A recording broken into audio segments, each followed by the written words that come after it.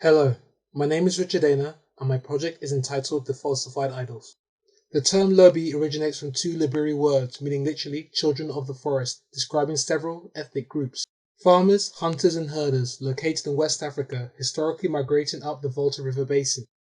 Situated at the intersection of southwest Burkina Faso, northwest Ghana, and northeast Cote d'Ivoire, Lobi country is centered around its capital town, Goa. In 1897, the French made an agreement with the British that the Lobi country would go under French jurisdiction, which led to much tumult in the 20th century before waves of sovereignty in the 1960s. The Lobi collectively believe in the Garden of Eden-esque premise. From initial calm, God the creator of all was betrayed by his children. Curtailing direct contact with him, he sent forth Thila, operating as spiritual intermediary to the Lobi, conveying prohibitions on how they should operate within key aspects of life. A local woodcarver sought only to satisfy a ritual practice. The table was generationally crafted as animist manifestations of Thila.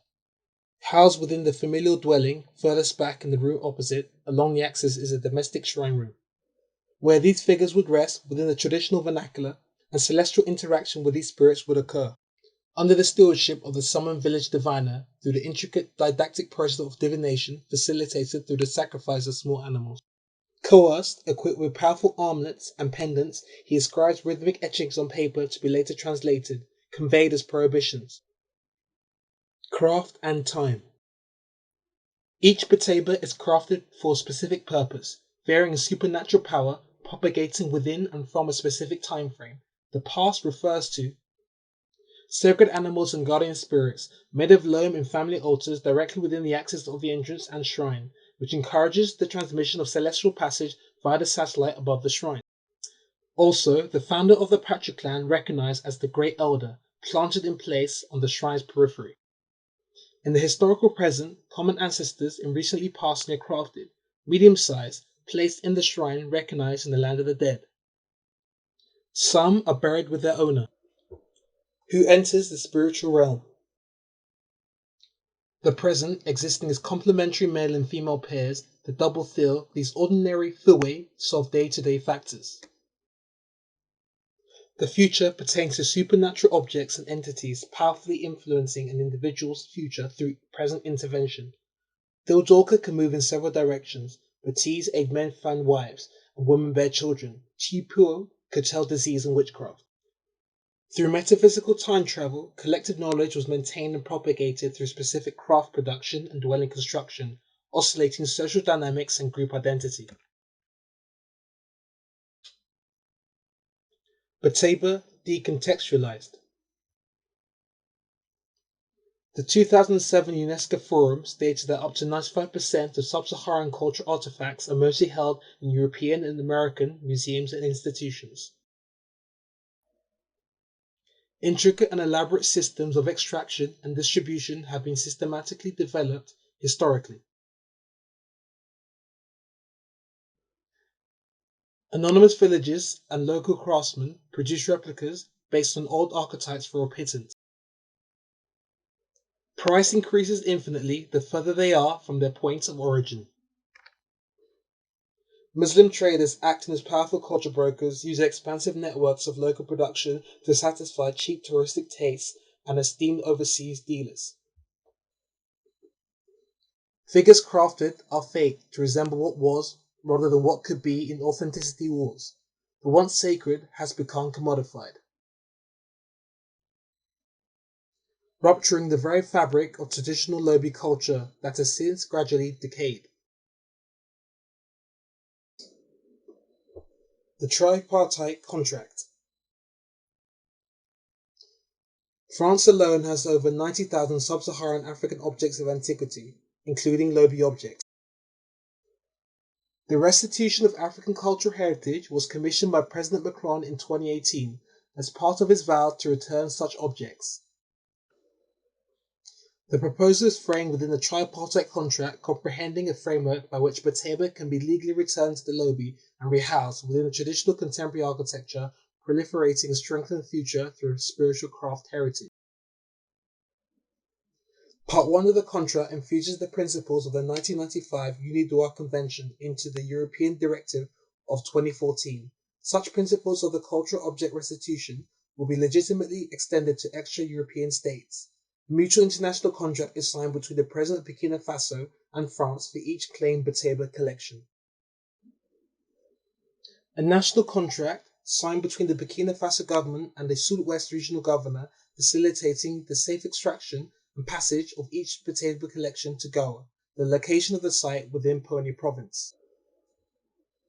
The concluding contract signed between the mayor of Pony province and each elected Lobi land chief legally ties them to the specified parcel of land, the site of the architectural proposal, the vessel, being spiritually tied to each returned Bateba collection, proposed to rehouse the Bateba within the contemporary architecture that is traditionally Lobi inspired through vernacular construction and contextualized by the parameters of an ideal site.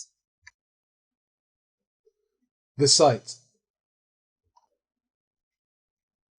Gawa, the capital of Lobiland, was an unquestionable location for an architectural proposal. In red, on the bottom right of the map, the site sits well within reach of the town centre. Informal and rural settlements lie in between.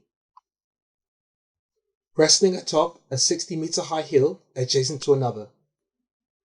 Such siting is in direct homage to the traditional location of the Lobi dwelling. That would be on the plateau adjacent to another, where rural practice rotates between both peaks annually.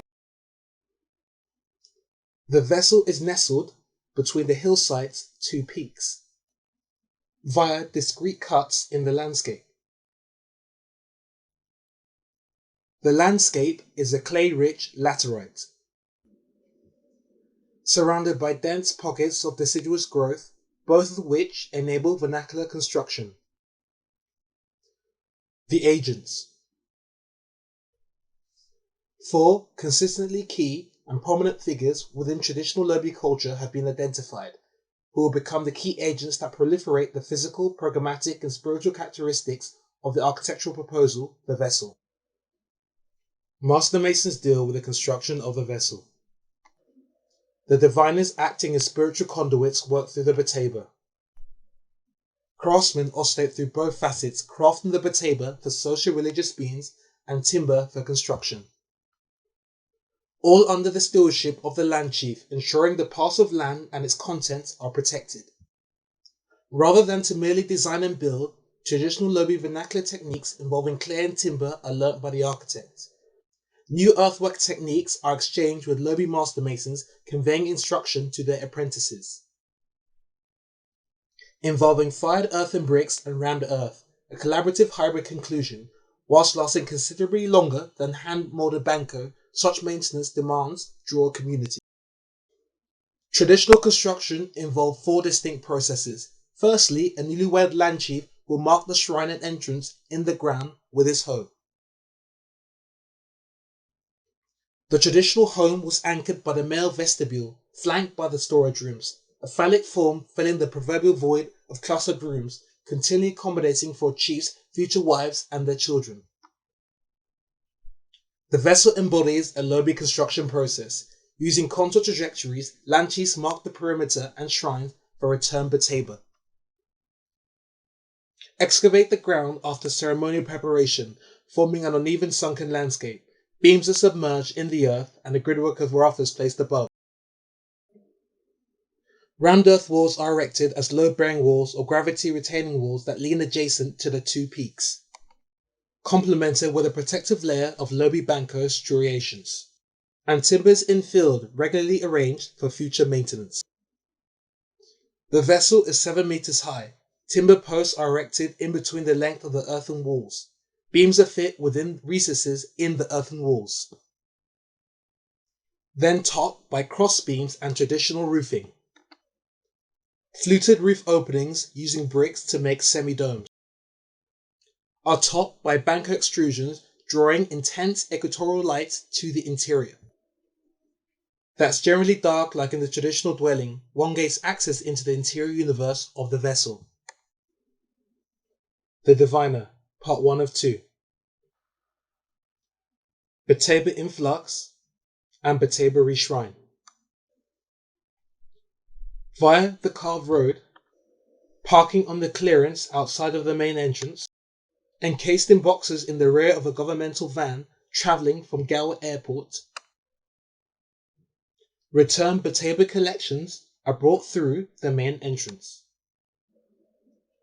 Turning right, they are enveloped in the late morning darkness. Bataba are placed central within the diviner's quarter. Unearthing sundial, early afternoon equatorial sun illuminates the central core. Each diviner takes a Bataba to their respective shrines, undergoing two contrasting modes of analysis. Each Bataba undergoes the intricate process of physical analysis pertaining to function and style. Combined with spiritual analysis of divination leads to two immediate outcomes that each have a spatial context. With inconclusive results, they are placed in flux in red on top of earthen plinths to be later studied. Lying adjacent to one another, directly beyond the diviner's quarter, afternoon equatorial sun is drawn through roof openings that illuminates each earthen plinth. Although, if diviners agree on gaugeable information of a Bataba, it is reshrined. Spaced linearly along the vessel, each shrine houses a specific type of Bataba. Thin, vertical facade openings are equally spaced along the facade, adjacent to each internal shrine, allowing easterly rising morning sun to propagate navigational beams across the vessel during each morning, while circular openings below them allow for east-west spiritual passage into each respective shrine, directly across the vessel, through opposite openings transmitting with each respective outdoor altar, directly in line to communicate with each respective roof satellite. Each roof opening propagates sunlight directly into their respective shrines below during the early afternoon, facilitating divination. The vessel unearthing sundial strategically oriented along the stretch of the hill pointing north-south, inviting an east-west sun, facilitating both spiritual and solar propagation. The craftsman. The roof was traditionally used for the short-term storage of harvest to dry. The vessel roof functions similarly, but for the additional storage of timber, a blank canvas that paints a vivid picture of the occupants below. Whilst the dark interior is for the long-term storage of timber, a crafticulture program fits itself into the rural calendar. Through silviculture, cyclically removed trees are replaced by new seeds. The thesis suggests that in reshrining repatriated Bataba of antiquity, new ones would solely be crafted for social religious purposes. The outdoor enclosures, flanked by the altars, act as breeding grounds for creative exchange and the craft of new inventions, where objects of old could inspire new forms for a future export economy. Whilst new objects are facilitated, the architecture is maintained, yet new architecture is possible to be manifested with the storage of large timber. The Diviner, Part 2 of 2. Bataba in Redomestication and Bataba in Burial. Redomestication is the ideal resolution for each Bataba. The peripheries of the vessel are locations of the domestic seed shrines. The most complementary collection is compiled from each specific shrine and consequently placed within the domestic seed shrines, thus recreating how a shrine would traditionally operate in a dwelling. Strategically connected on the liminal intersection, part of the vessel, whilst being equally at one with the landscape. The intention is for the Bataba of a seed shrine to form divine affinity with a land chief, acknowledging an ancestral link with the Bataba within. Thus, the seed grows in becoming a newly constructed dwelling, attaching itself.